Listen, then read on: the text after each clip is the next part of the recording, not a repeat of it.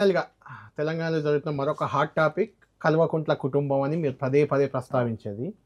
ఆ కల్వకుంట్ల కుటుంబం నుంచి ఆల్రెడీ కల్వకుంట్ల రమ్యారావు కాంగ్రెస్ పార్టీలో ఉన్నారు.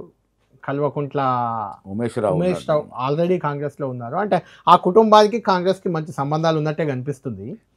కాబట్టి ఇప్పుడు కల్వకుంట్ల కవిత కూడా మహేష్ కుమార్ గౌడ్‌తో మాట్లాడుతున్నారు. పార్టీలో చేరేందుకు రంగం సిద్ధమవుతుంది అని ఒక చర్చ బయట. రెండో చర్చ రేవంత్ రెడ్డే కవిత ఎన్నుకున్నారు అని ఒకటి. మీ ఎమ్మెల్సీ ఆయన సస్పెండ్ చేసినట్టున్నారు.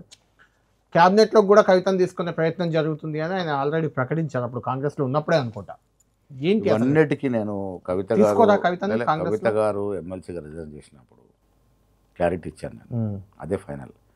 పీసీ ప్రెసిడెంట్గా నేను ఇచ్చిన క్లారిటీ ఫైనల్. అది తీసుకోమని నేను ముఖ్యమంత్రి గారితో ఢిల్లీ పెద్దతో మాట్లాడిన తర్వాత ఒక నిర్ణయానికి వచ్చాము.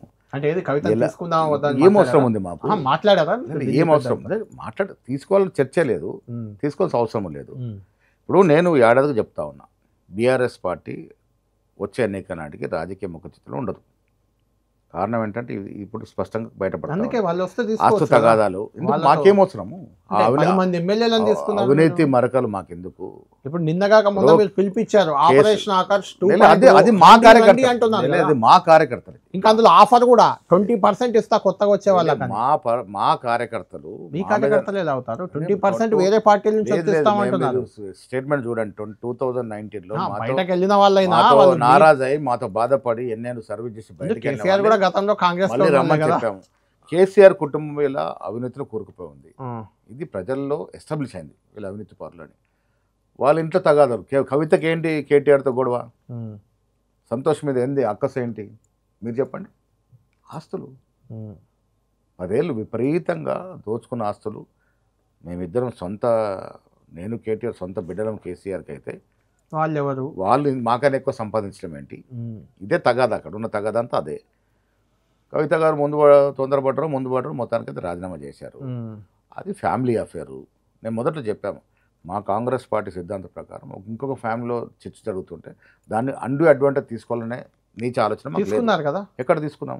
షర్మిల ఇక్కడ పార్టీ పెడితే మీరు షర్మిల గారు అది కూడా ఫ్యామిలీ కూడా అన్నారు మొదట్లో. మీరే అన్నారు. షర్మిల గారు మొత్తం మీరే తెగదెంపులు చేసుకొని వచ్చిన తర్వాత కాంగ్రెస్ పార్టీలో చేరారు. ఉమ్, ఇక్కడ కూడా రాజశేఖర తెగదెంపులు రెడ్డి గారు చేసుకొని కాంగ్రెస్ వస్తారు. పార్టీలో ఉండే కాబట్టి వచ్చాము. ఇక్కడ కూడా తెగదెంపులు చేసుకొని వస్తారు. ప్రస్తుతానికి చేర్చుకుంటారా? అసలు ఆలోచన లేదు, చేర్చుకోవాల్సిన అవసరము లేదు.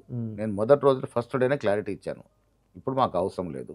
ఇప్పుడు మాకు ఇప్పుడు అవసరం లేదు, ఫ్యూచర్ లో ఉండొచ్చు. ఎప్పటికైనా సమర్థవంతమైన నాయకత్వం ఉంది మా దగ్గర.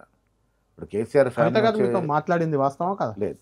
పార్టీలో చేరే అంశం బయట కానీ ఊహాగానాలు చాలా చెక్కలు కొడతా ఉన్నాయి. మీతో కానీ రేవంత్ రెడ్డి గారు మాట్లాడారు. రేవంత్ రెడ్డి గారు కవిత ఉంటామని నడిపిస్తున్నారు. ఇంకో వర్గం అంటుంది.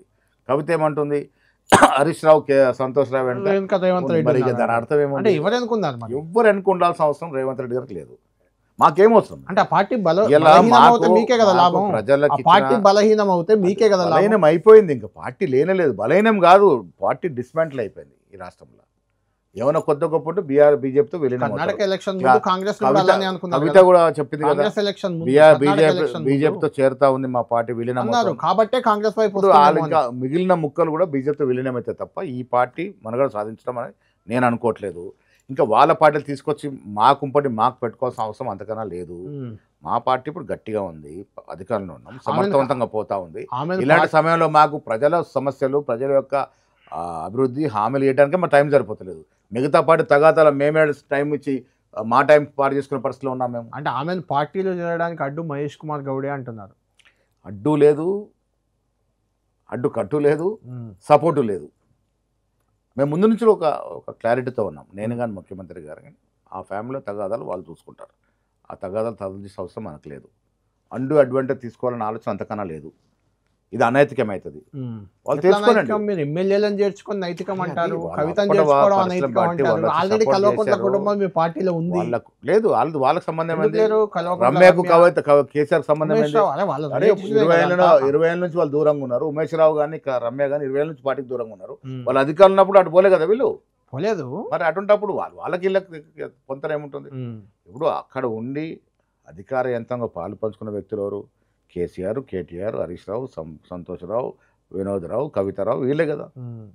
వాళ్ళు అక్కడ దోచుకున్న సొమ్ములో గొడవలు వస్తే అది ప్రజలకు ఆపాదించడం, దాన్ని అడ్వాంటేజ్ తీసుకుని ఎవరికో రాజకీయాల్లో కవిత రేపు రాణించాలనుకోవడం. ఒకవేళ పార్టీ పెడితే ఖచ్చితంగా మీరు రానియడం అంటే పార్టీ పెడతారుగా. స్వేచ్ఛ ఉంది, ఎవరికైనా స్వేచ్ఛ ఉంది. దాని పార్టీలో లాభం ఎవరికి నష్టం ఎవరికి పార్టీ పెడితే?